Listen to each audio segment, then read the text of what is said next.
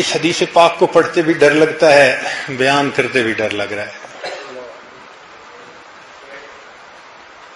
اس کو پڑھتے ہوئے بھی ڈر لگتا ہے اور اس کو بیان کرتے ہوئے بھی ڈر لگتا ہے۔ اب پتہ چلتا ہے کہ ہمارے اکابر علماء دیوبند، ان کی زندگیوں میں اتنا تقویٰ تھا، ذرا اکابر کا تقویٰ کتاب پڑھ کے تو دیکھیں نا۔ پیریڈ پڑھاتے ہوئے اگر کوئی رشتہ دار آ جاتا تھا تو چند منٹ اس سے جو بات کرتے تھے وہ بھی نوٹ کرتے تھے، اور مہینے کے بعد اپنی تنخواہ سے اتنے وقت کی تنخواہ کم کروا دیتے تھے۔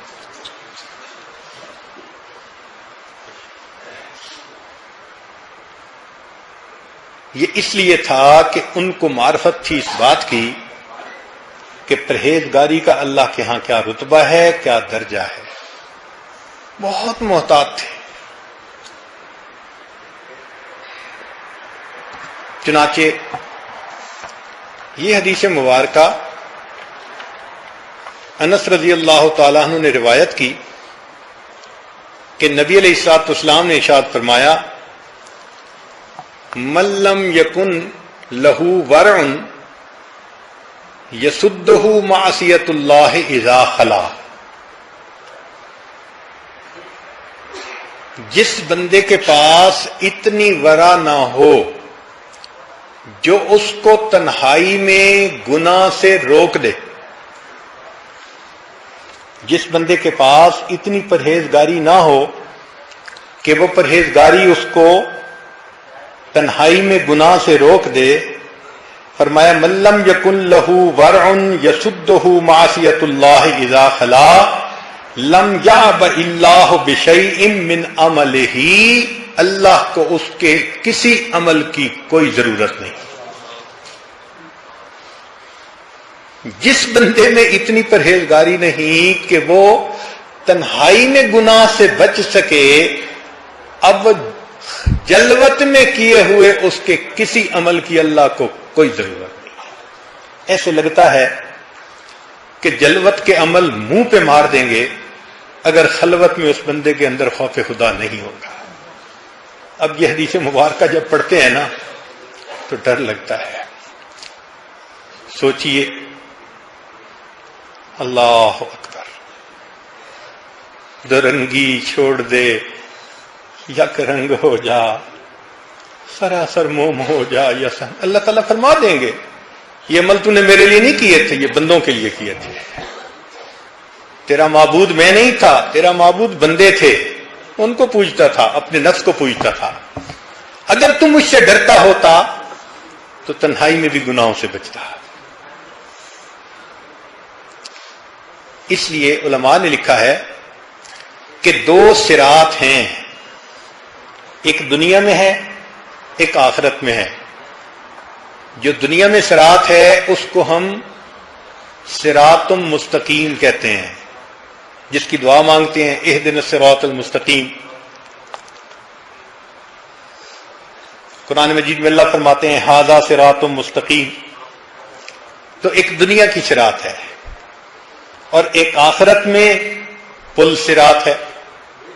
تو مشائخ نے لکھا کہ جو بندہ یہ دیکھنا چاہے کہ میں قیامت کے دن پل صراط سے بسلامت نکل جاؤں گا یا نہیں، وہ یہ دیکھے کہ دنیا میں وہ شریعت کے صراط سے کتنی بار پھسلتا ہے۔ جب تم نے گناہ کر لیا پھسل گئے، اس کا مطلب وہاں بھی پھسلو گے، یہاں پھسل رہے ہو وہاں بھی پھسلو گے، پھسلے بغیر وہاں سے گزر نہیں سکتے۔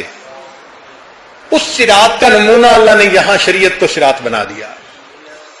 اے میرے بندے، یہاں استقامت کے ساتھ شریعت پر جمے رہو گے تو پل صراط سے بھی آسانی سے گزر جاؤ گے، اور اگر یہاں قدم قدم پہ شیطان پھسلاتا رہے گا تو پھر پل صراط سے گزرتے ہوئے بھی پھسلتے رہو گے۔ وَإِن مِّنكُمْ إِلَّا وَارِدُهَا كَانَ عَلَىٰ رَبِّكَ حَتْمًا مَّقْضِيًّا ثُمَّ نُنَجِّي الَّذِينَ اتَّقَوْا۔ دیکھا، جو تنہائی میں گناہوں سے بچنے والے ہوں گے ان کو ہم نجات دیں گے، وَذَرُ الظَّالِمِينَ فِيهَا جِثِيًّا، باقی ہوں گے ان کو جہنم میں اودے منہ پھینک دیں گے۔ اللہ اکبر۔ پھر اس دن کی ذلت انسان برداشت نہیں کر سکے گا. اس لیے شیخ عبد القادر جیلانی رحمۃ اللہ علیہ اللہ سے دعا مانگتے رہے, اے اللہ میری توبہ قبول فرما لیجئے, قبول فرما لیجئے, قبول فرما لیجئے. اور پھر بالآخر یہ دعا کہنے لگے, اے اللہ اگر آپ نے فیصلہ کر لیا میری توبہ کو قبول نہیں کرنا, اللہ پھر قیامت کے دن مجھے اندھا کھڑا کر دینا تاکہ تیرے نیک لوگوں کے سامنے مجھے شرمندگی نہ ہو. اللہ اگر آپ نے توبہ کو قبول نہیں کرنا تو پھر قیامت کے دن مجھے اندھا کھڑا کر دینا تاکہ تیرے اہل اللہ مشائخ اللہ ان کے سامنے مجھے قیامت کے دن شرمندگی نہ ہو. اللہ اس لیے علامہ اقبال نے کہا, تو غنی اظہر دو عالم من فقیر, اللہ تو دو عالم سے غنی ہے, میں فقیر ہوں, روز محشر عذرہائے من پذیر, اللہ قیامت کے دن میرے عذروں کو قبول فرما لینا. گر تمی بینی حسابم نہ گزیر, اور اگر آپ فیصلہ کر لیں کہ حساب لازمی لینا ہے, از نگاہ مصطفیٰ پنہا بگی, اللہ مصطفیٰ کریم سے میرا حساب اچھل لینا, مجھے کالی کملی والے کے سامنے شرمندگی نہ ہو. مجھے آقا یہ نہ کہے تو نے میرے آنسوؤں کی قدر نہ کی, میں راتوں کو دعائیں مانگتا تھا تو نے میری آہوں کی